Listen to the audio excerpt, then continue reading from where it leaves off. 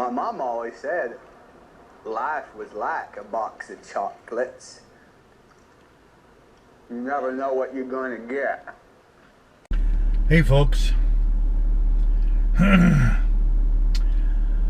How's it going?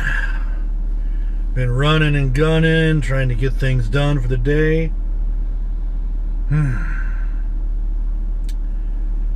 be exhausting at times, huh?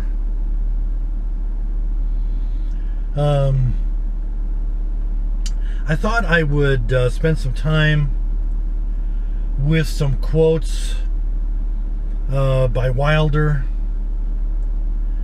and because I think they kind of encapsulate, they really pull together a lot of human nature and human experience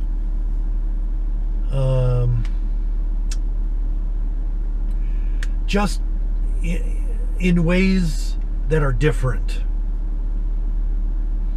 Anyway, let me jump into the first one here. Every good thing in the world stands on the razor's edge of danger.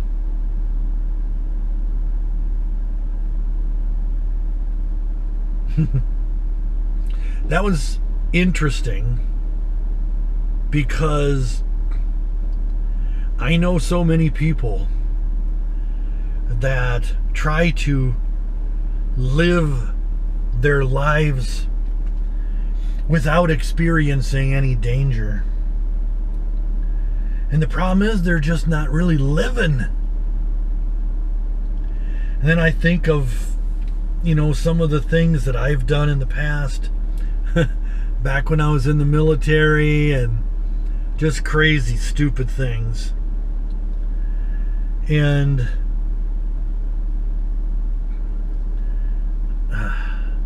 those things that were the most fun were those things that had that element of danger built into them.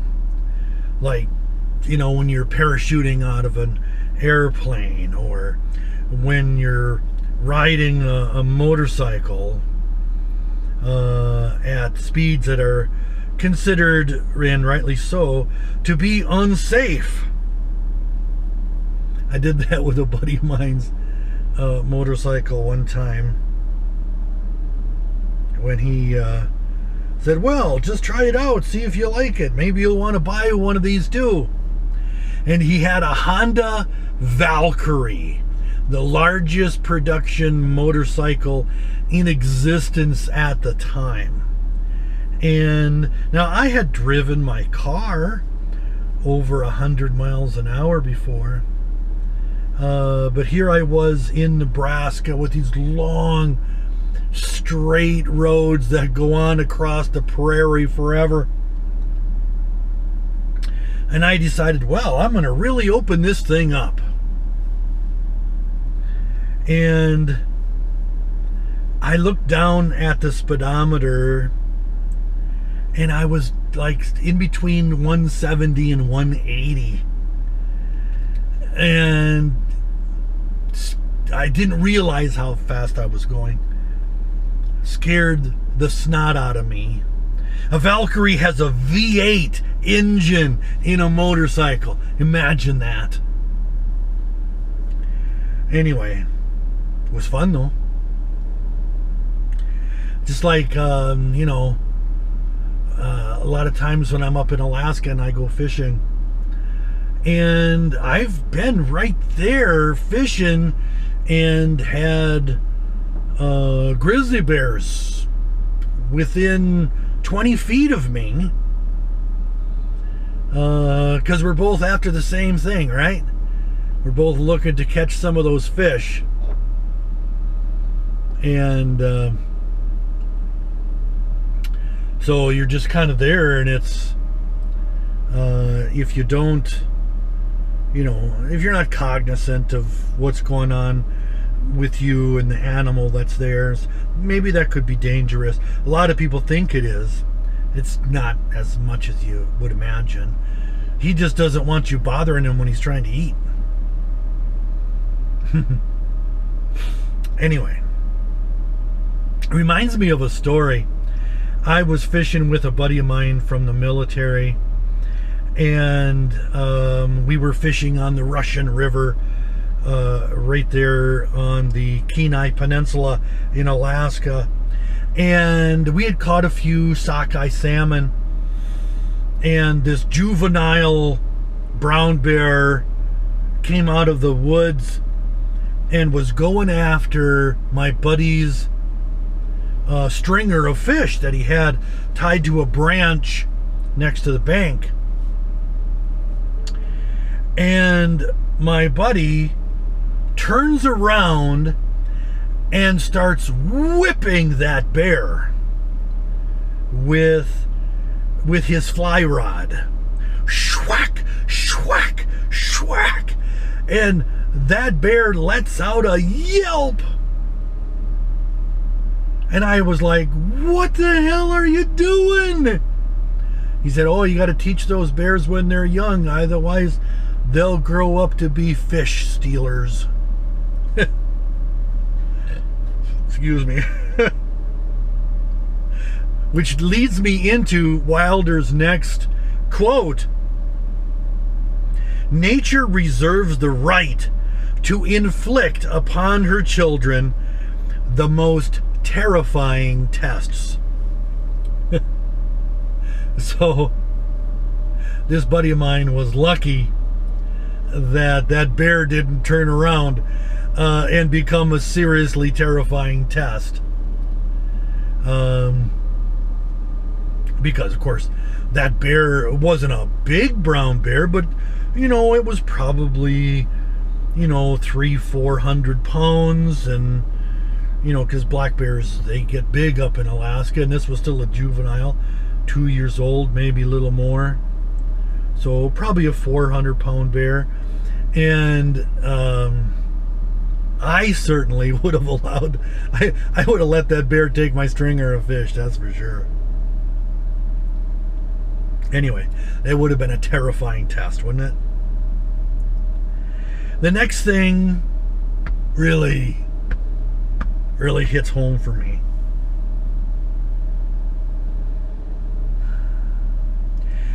I am convinced that except in a few extraordinary cases, one form or another of an unhappy childhood is essential for the formation of exceptional gifts.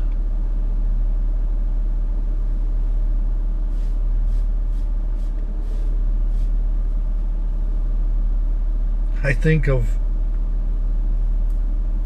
my own childhood, and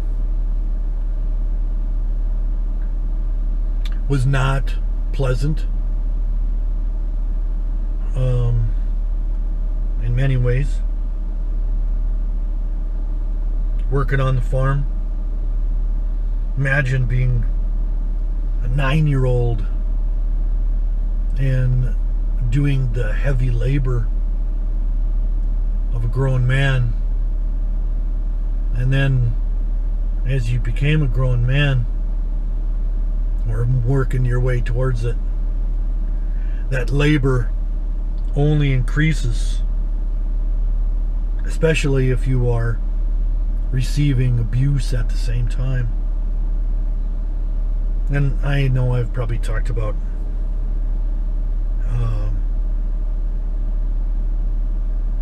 my mother's second husband before.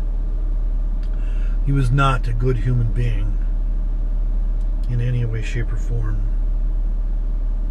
We called him the Nazi for multiple reasons. Anyway, it's not that I think I have some kind of exceptional gifts. Don't get me wrong. But in a sense, in some ways really, that childhood taught me that I wanted to do better for my own children, which I believe I have, and that I don't want to live that way for the rest of my life. It was almost an incentive to excel, which I've always sought to do. And I hope that if you've read some of my books, or especially my children's books, which I'm very proud of, that I've used what I learned in order to hopefully help others and alleviate maybe some of their pain. Anyway.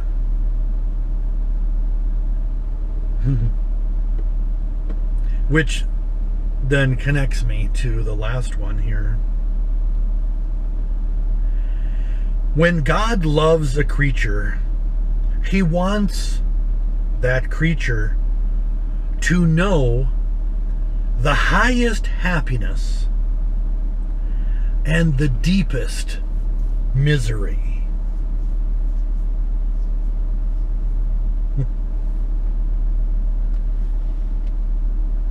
You don't know what light is without having dark. You can't really know what happiness is without having experienced misery. And having had my share of misery, I can, I believe, recognize happiness pretty well. And of course, you know, that all goes back to Freud, right? Where Freud says that happiness in and of itself is not attainable, or a constant state of happiness is not attainable, right? What is attainable is the pursuit of happiness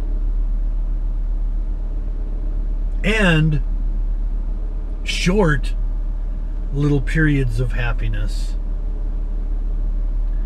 that you can then recognize, because life is a roller coaster, is it not? You're up and then you're down, and then you're up and then you're down. And I'm not trying to make light of people who have serious issues with that, like bipolar disorder, but everybody experiences that roller coaster in life. It's a little dangerous, that roller coaster. Maybe you're not exactly on the razor's edge of danger, but it feels like it at the time. It feels like a terrifying test, does it not? That at any minute you could go flying out.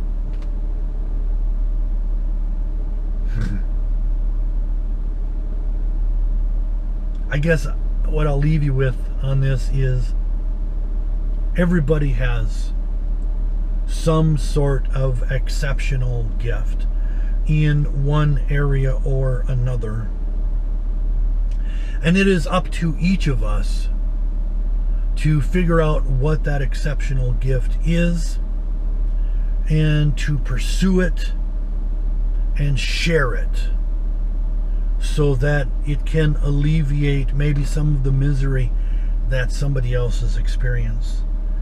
It also allows you that pursuit of happiness